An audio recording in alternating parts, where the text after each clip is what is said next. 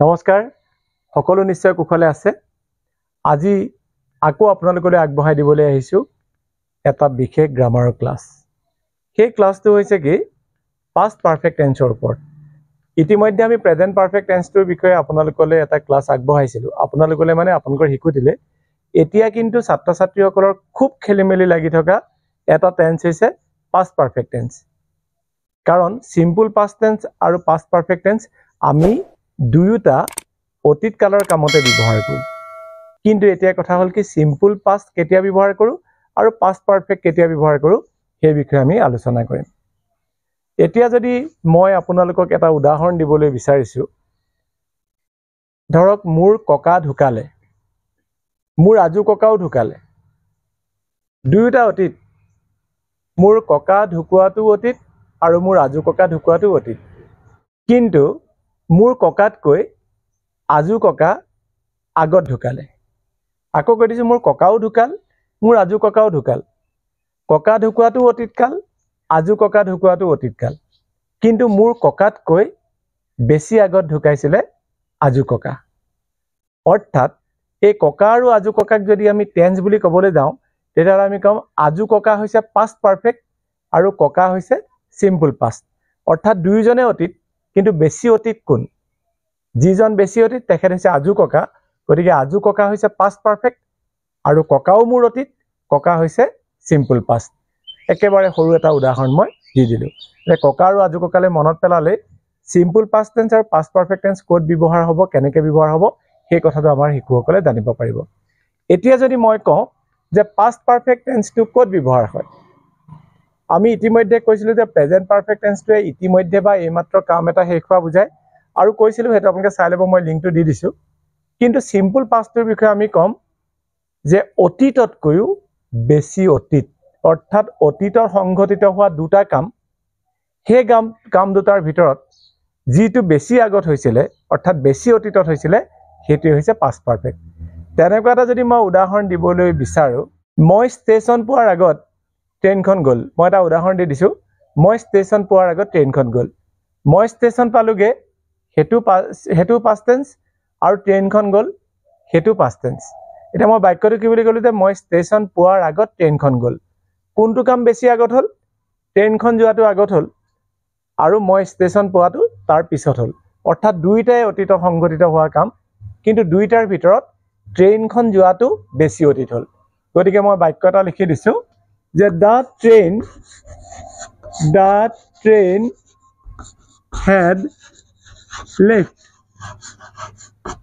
had left before I reached the station এই বাক্যটো আপোনালোকে নিশ্চয় দেখিছে যে the train had left ট্ৰেইনখন গল before আগত I reached the station মই ষ্টেচন পোৱাৰ আগত মই ষ্টেচন পালোগে ট্ৰেইনখনো গল কিন্তু আগত কোনটো হল ট্ৰেইনখন যোৱাটো আগত হল গতিকে অতীতত সংঘটিত হোৱা দুটা কামৰ ভিতৰত যিটো বেছি অতীত হেতুতে আমি পাস্ট পাৰফেক্ট ব্যৱহাৰ কৰিলো আৰু যিটো কম অতীত হেতুত আমি সিম্পল পাস্ট ব্যৱহাৰ কৰিলো ঠিক আছে আৰু যদি আমি এটা কথা কওঁ যে চিকিৎসকজন অহাৰ পাছত ৰোগীজন ঢুকাল চিকিৎসকজন অহাৰ পাছত ৰোগীজন ঢুকাল তেতিয়া আমি বাক্যটো কম যে the patient died ৰোগীজন ঢুকাল after the doctor had arrived ডাক্তৰজন অহাৰ পাছত অৰ্থাৎ ডাক্তৰজনো আহিলে ৰোগীজনো ঢুকালে কিন্তু কোনটো কাম বেছি অতীত ডাক্তৰজন অহাটো বেছি অতীত কাৰণ ডাক্তৰজন অহাৰ পাছতহে ৰোগীজন ঢুকাইছে গতিকে তেনে ধৰণে পাস্ট পাৰফেক্ট টেন্সটো আমি এটা বাক্য লিখোতে ব্যৱহাৰ কৰো ওকে এতিয়া মই কনজুগেশনটো দেখাই দিম আৰু পাছত যেতিয়া মই কাৰেক্ট টেন্স কৰাৰ কথাখিনি আমাৰ ষ্টুডেন্ট বিলাকলৈ আগবঢ়াই থাকিম তেতিয়া সকলোবিলাক আমাৰ ষ্টুডেন্ট বিলাকে গম পাই থাকিব মই পাস্ট পারফেক্ট বুলি ইয়াতে লিখি দিছো এতিয়া মই এটা বাক্য লিখিম চাব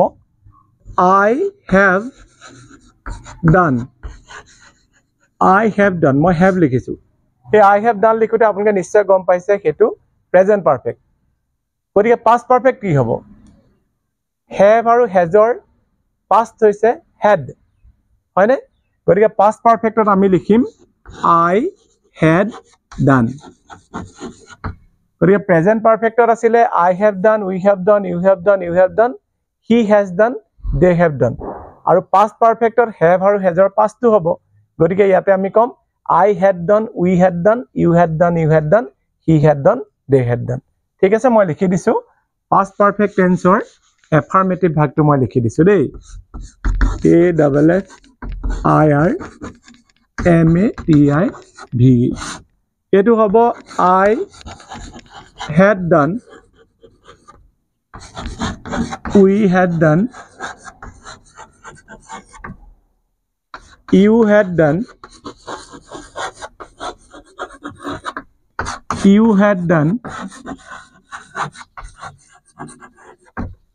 he had done আৰু এটো হ'ব they had done আখৰবোৰ মোৰ ইমান ভাল হোৱা নাই কিন্তু ছাত্ৰ ছাত্ৰীসকলে আখৰ ভাল কৰিব দেই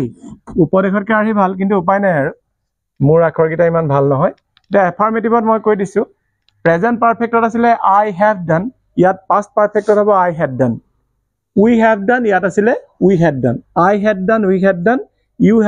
had done he had done they had done তাৰ এটা মই এক্সাম্পল দিছো যে তেওঁ অহাৰ আগত মই কামটো কৰিলো ইনে যদি মই কওঁ যে মই কামটো কৰিছিলো I did the work okay আৰু মই যদি কওঁ যে মই কামটো কৰিলো তেতিয়া হ'ব I have done the work কিন্তু ইয়াত আমি অতীতৰ সংঘটিত হোৱা দুটা বাক্যৰ কথা কৈছো সেই বাক্য দুটা হৈছে কি তেওঁ অহাৰ আগত মই কামটো কৰিলো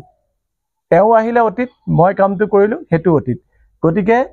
অতীতৰ সংঘটিত হোৱা দুটা বাক্যৰ বিষয় লৈ যেতিয়া আমি লিখিম তেতিয়া আমি past perfect ব্যৱহাৰ কৰিম গতিকে আমি ক'ব পাৰো যে তেওঁ অহাৰ আগত মই কামটো কৰিলো I had done the work before he came clear hall I had done the work before he came ঠিক আছে বা I had written the letter before he arrived তেনে ধৰণে গতিকে হেতু হ'ব past perfectৰ affirmative গতিকে এতিয়া আমি আহিম interrogative-লৈ আমি affirmative যিহেতু লিখিলো এতিয়া আমি সেই affirmative কিনিকে interrogative কৰিছো একেবাৰে ইজি I have done বুলি কওঁতে আমি have টো আগলৈ লৈ আনিছিলো তেতিয়া have I done হৈছিল গতিকে have has had এইবিলাক যদি auxiliary verb থাকে এটুক আমি আগলৈ লৈ আনিলে interrogative হৈ যাব I had done আছিলে এটা interrogative hall had I done had we done had you done had he done had they done এটো এবাৰ পজ কৰি পেলে আমাৰ ছাত্ৰ ছাত্ৰীসকলে চাই লব গতিকে এটো হৈছে interrogative had টো আগলৈ লৈ আনিলো আমি হৈ গল কিন্তু present perfect আছিলে he has done সেই কাৰণে has he done আছিলে কিন্তু past perfect তাত have আৰু has ৰ প্ৰয়োগ নহয় ইয়াত সকলো বিলাক have আৰু has ৰ past had টোৱে প্ৰয়োগ হ'ব গতিকে এটো had he done হ'ব যিহেতু past perfect আছিলে he had done গতিকে হেতু interrogative কৰোতে হ'ব had he done ওকে এতিয়া আমি negative টো লৈ আহিম negative বুলি ক'লে no not নহয় নে গতিকে ইয়াতো আমি past perfect ৰ কনজুগেশ্যন কৰোতে যেতিয়া negative ফৰ্মটো কৰিম তাত আমি had ৰ পিছত not প্ৰয়োগ কৰি দিলে হৈ যাব I had done affirmative had I done interrogative আৰু negative হ'ব I had not done we had not done you had not done he had not done they had not done একেবাৰে সিম্পল had ৰ পিছত not লগাই দিলো negative হৈ গল এইখিনিকে মই বৰ বেছিকৈ ইলাবৰেট কৰি নাথাকো কাৰণ বৰ বেছিকৈ ইলাবৰেট কৰি থাকিলেও এটা অলপ মনোটনাস হয় আমনিদায়ক হয় বা একঘামি হয় গতিকে এইখিনি মই কৰি দিলো এটা নেগেটিভটো ওকে এতিয়া আমি আহিম ইন্টাৰোগেটিভ নেগেটিভ হলে যদি আমি এনেকুৱা ধৰণে মই এই বাক্যটোৰ এটা এক্সাম্পল দি দিছো বাৰু তেওঁ অহাৰ আগত মই কামটো কৰা নাছিলো I had not done the work before he arrived আকৌ কৈ দিছো I had not done the work before he arrived গতিকে নেগেটিভ বাক্যটোৰ মই এটা এক্সাম্পল দি দিলো ওকে এতিয়া আমি now we are going to elaborate the interrogative negative of past perfect tense এতিয়া past perfect tense or interrogative or negative to আপোনালোকলৈ মই লিখি দিম শিশুসকলক আপোনালোকে দেখাব এবাৰ দেই ওকে এতিয়া মই interrogative negative to লিখি দিলো এটো চাই লওক কৈছিলো negative I had not done আৰু interrogative কৈছিলো had I done গতিকে interrogative ৰ পৰা had আহিলে negative ৰ পৰা not আহিলে গতিকে হৈ গল had not I done had not we done had not you done had not he done had not they done একেবাৰে সিম্পল বোলে তেওঁ অহাৰ আগতে সি কামটো কৰিছিল নে সৰি নকৰিছিল নে তেতিয়া হ'ব had not he done the work before he arrived তেনেকুৱা ধৰণে গতিকে এটোৱে আপোনালোকৰ interrogative negative it is also very simple এটা মই দেখালো এই টেন্সটো কনজুগেশন কৰোতে একেবাৰে সিম্পল কিন্তু টেন্সটো কি হেতু বুজি পাওঁতে জটিল হয় কাৰণ আমি সিম্পল পাস্টটো অতীত কালত ব্যৱহাৰ কৰো পাস্ট পাৰফেক্টটো অতীতত ব্যৱহাৰ কৰো গতিকে কেতিয়া ব্যৱহাৰ কৰো সেই কথাকাৰ মই আৰম্ভণিতে কৈ দিছিলো গতিকে আপোনালোকে আকৌ এবাৰ চাই লব গতিকে ইন্টাৰগেটিভ নেগেটিভত হ'ব had not I done had not we done had not you done had not you done had not he done had not they done okay clear এতিয়া মই কেটামান হোমৱৰ্ক দি থৈ গৈছো আগতে মই হোমৱৰ্ক দিছিলো প্ৰেক্টিস কৰিব আমাৰ শিশুসকলে নাম্বাৰ 1 মই স্টেশন গৈ পোৱাৰ আগত ট্ৰেইনখন গল মই আগত দিছিলো তথাপিতো আকৌ এবাৰ দি দিছো নাম্বাৰ 2 ৰাম অহাৰ পাছত যদু আহিল 2 নম্বৰ আৰু 3 নম্বৰটো হ'ব যে তেওঁ মুক কলমটো দিয়াৰ আগত মই তেওঁক এডাল পেন্সিল দিছিলো এই তিনটা ট্ৰান্সলেচনে দিছো আমাৰ শিশুসকলে বহুত প্ৰেক্টিস কৰিব আৰু মেসেঞ্জাৰ পাৰিলে পঠাব কিন্তু মই আৰম্ভণিৰ পৰা যিমান বিলাক হোমৱৰ্ক দিছিলো এটা ক্লাছত সকলোবিলাক কৰাই দিম গতিকে এই গ্ৰামাৰ ক্লাছটো যদি ভাল লাগিলে আপোনালোকে শেয়াৰ কৰিব লাইক কমেন্ট কৰিব তেতিয়া আমি অকনমান সুখী হওঁ আৰু স্কুলৰ পৰা আহি মই ভিডিওটো বনাইছো যথেষ্ট ভাগৰ লাগি আছে ভিতৰলে মই হুমুৱাই নাই ঠিক আছে গতিকে মই ভাবিছো আমাৰ শিশুসকলে এই ক্লাছটো মনোযোগেৰে চাব গতিকে এনেকৈ ষ্টেপ বাই ষ্টেপ গৈ থাকিম আৰু খুব ফ্ৰিকুৱেন্টলি দিবলৈ চেষ্টা কৰিম কাৰণ জুবিনদাৰ বিদায়ৰ পিছত একোতে মন বহাব পৰা নাছিলো এতিয়া আকৌ ক্লাছবিলাক লাহে লাহে কৰিব লাগিব আৰু